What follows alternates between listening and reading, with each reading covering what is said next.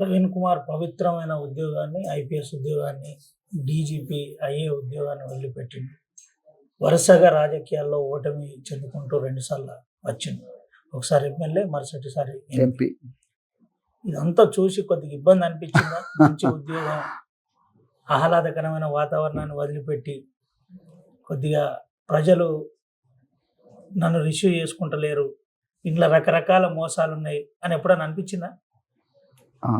నేను రాజకీయాల్లోకి వచ్చినప్పుడే కొంత స్పష్టతతోనే వచ్చిన. ఏ ప్లాట్ఫామ్ మీద పోవాలన్న విషయంలో కూడా నేను తప్పు చేయలేదనుకుంటాను. నేను ఇప్పటికి కూడా నేను బీఎస్పీలో చాలామంది నువ్వు కాంగ్రెస్లోనే జాయిన్ అయితే బాగుంటుంది, పవన్ కళ్యాణ్ లాగా కొత్త పార్టీ పెడితే బాగుంటుండే, జేడీ లక్ష్మీనారాయణ లాగానో లేకపోతే జయప్రకాష్ నారాయణలో కొత్త పార్టీ పెట్టుకుంటే బాగుంటుండే, అది అన్నప్పటికీ కూడా నేను మొదటి నుంచి చెప్తున్నా, ఈ మహనీయులందరూ సాక్షిగా చెప్తున్నా, వాళ్ళ ఆత్మల సాక్షిగా, నేను బహుజనవాదిని కాబట్టి కాంశీరామ్ గారి మీద గౌరవంతో నేను బీఎస్పీలో చేరిన. అయితే బీఎస్పీ యొక్క అగ్రనాయకత్వం చేస్తున్న వరుస తప్పులను, వాళ్ళ వెనక ఉండే ఒక ఆలోచన విధానం నేను అర్థం చేసుకోవడంలో కొంత విఫలమైన నేను ఒప్పుకుంటా. సో అది తేరుకున్న తర్వాత నేను కొంత రైట్ స్టెప్స్ తీసుకున్నాను నేను అనుకుంటున్నా. కాకపోతే వరుస ఓటములు 2 వచ్చినాయి. అంటే సిర్పూర్ ప్రజలు, నేను సిర్పూర్లో అయితే నేను ఓడిపోయినా అనుకోవడం లేదు రవి గారు. ఎందుకు చెప్తున్నాను పవర్ ఉన్నప్పుడు 10 మంది గన్మెన్లు, ఒక కాన్వాయ్, ఇలా తెలంగాణ రాష్ట్రానికి డీజీపీ అయ్యేటోళ్ళు, మీకు ఒక ప్రత్యేకమైన పేరుంది, ప్రవీణ్ కుమార్ ఐపీఎస్ వస్తుందంటే ఒక రోల్ మోడల్ అని చెప్పుకునేది. పవర్ను వదిలిపెట్టి వరుసగా ప్రజలలో ఒక వర్గం చేస్తున్న మోసం అనుకోవచ్చు, మరో రకంగా అనుకోవచ్చు. ఇదంతా ఎప్పుడన్నా మానసికంగా ఇబ్బంది పెట్టిందా? ఉన్న విషయం చెప్తా మీకు. మీరు అన్న 100 మంది పోలీసులు, ఎర్రబుగ్గ కార్లు, ఎయిర్ కండిషన్, అది పవర్ కాదు. ఓపెన్ చెప్తున్నా, ఈ సర్వీస్లో ఉండే నా కొలీగ్ కూడా చెప్తున్నా, దీని ద్వారా వాళ్ళు కూడా అర్థం చేసుకుంటారు అనుకుంటున్నా. యూనిఫామ్ వేసుకొని భుజం మీద ఒక 4 చుక్కలు, 3 సింహాలు కనిపించే విధంగా ఎంబ్లమ్స్, పక్క ఐపీఎస్ పెట్టుకొని చేతిలో AK-47 పెట్టుకోవడం అనేది పవర్ కాదు. పవర్ అంటే ఏంటంటే ప్రజల జీవితాలను రాజ్యాంగబద్ధంగా వాళ్ళ కష్టాలను అర్థం చేసుకొని వాళ్ళ కన్నీళ్లు తుడిచేయడం కోసం ఒక స్పష్టమైన ప్రణాళికతో నిరంతరం వాళ్ళ మధ్యలో ఉండి నీకన్నా వాళ్ళు గొప్పగా బతికే విధంగా, తరతరాలు బతికే విధంగా ఒక గొప్ప పునాది వేయడమే పవర్ అని నేను అనుకుంటా.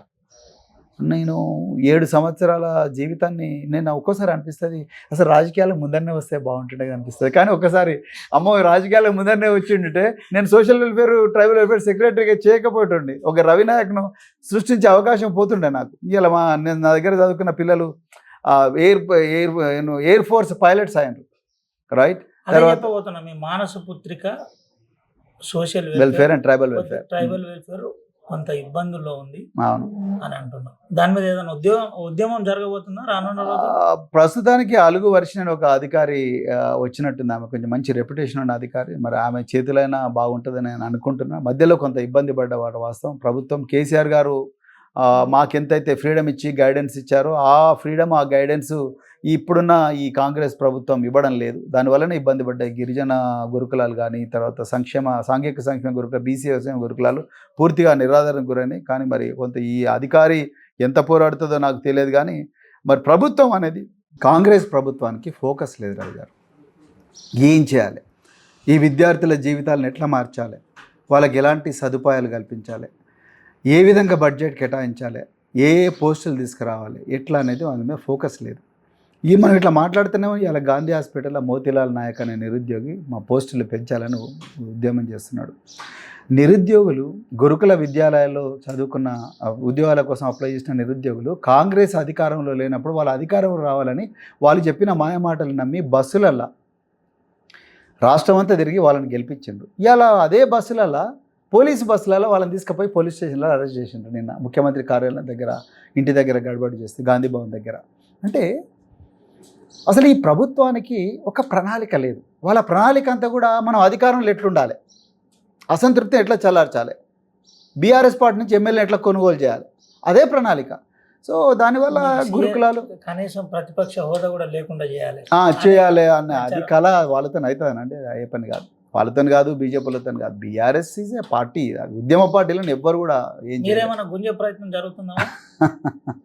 అది గుంజం, కానీ వాళ్ళు డెఫినెట్గా వస్తారైతే నేను అనుకుంటున్నా. ఎన్నడో రోజు కాంగ్రెస్ నుంచి తప్పకుండా పెద్ద సంఖ్యలో వాళ్ళందరూ వచ్చి కేసీఆర్ కాళ్ళ మీద పడతారని అయితే అది నేను చెప్పను. కానీ వాళ్ళు డెఫినెట్గా ఇదంతా వాళ్ళు అంటున్న వాళ్ళకి అసలు తెలియదు. తెలంగాణ ఎవరి చేతిలో ఉంటే బాగుంటుంది అనేది తెలంగాణ ప్రజలకు స్పష్టత ఉన్నది. వాళ్ళు కాంగ్రెస్ వాళ్ళు పెట్టిన ఈ గ్యారంటీల గారడీలో ఆ మత్తులో మునిగి కొంత బీఆర్ఎస్కు కిందికి తీసుకొచ్చింది, కానీ అదర్వైజ్ తెలంగాణ ప్రజలకు చాలా స్పష్టత ఉన్నది. సో నేను విషయం చెప్పాలనుకుంటే ఈ ప్రభుత్వానికి అసలు స్పష్టత లేదు. ఈ ప్రభుత్వానికి స్పష్టత లేదు కాబట్టే ఈరోజు ఈ వ్యవస్థ అంతా కుప్పగూలిపోయింది. కానీ మరి ఒక ఆఫీసరు 2-3 ఆఫీసర్లు వచ్చి దాన్ని మారుస్తారంటే ముఖ్యమంత్రికి క్లారిటీ ఉండాలి. నేను ఆ రోజు నేను అద్భుతంగా పనిచేయగలనంటే ముఖ్యమంత్రి గారికి క్లారిటీ ఉంది. ఈయన ఏ వర్గాల నుంచి వచ్చిండో, ఏ పేదరికం చూసిండో ఆ పేదరికాన్ని పోగొట్టుకోవాలనుకుంటాడు. నేను ఎందుకు అతన్ని సపోర్ట్ చేయకూడదు అని మనం ఎప్పుడు డబ్బులు అడిగినా ఇచ్చిండు ముఖ్యమంత్రి ప్రజల కోసం, విద్యార్థుల కోసం. ఇప్పుడున్న ముఖ్యమంత్రి ఎప్పుడెప్పుడు కటింగ్ చేయాలన్నా, రైట్, ఎప్పుడెప్పుడు కోతలు పెట్టాలన్నా, ఎప్పుడెప్పుడు కాంట్రాక్టర్లకు బిల్లు చెల్లించాలి కానీ మనం ఈ వీళ్ళకి చెల్లించకూడదా అని చెల్లించకుండా ఉండాలనే విధంగా ఈ ముఖ్యమంత్రి ఆలోచిస్తున్నాడు. సో ఈ వ్యవహార శైలిలో తేడా ఉంది. నాకు అట్లా బాధ అంటే ఈ గురుకుల వ్యవస్థ ఇదంతా కూడా కొంత కుప్పగూలిపోయిన మాట వాస్తవమే. అసలైన తొలి వెలుగు. ఫాలో వాట్సాప్ @తొలి వెలుగు official.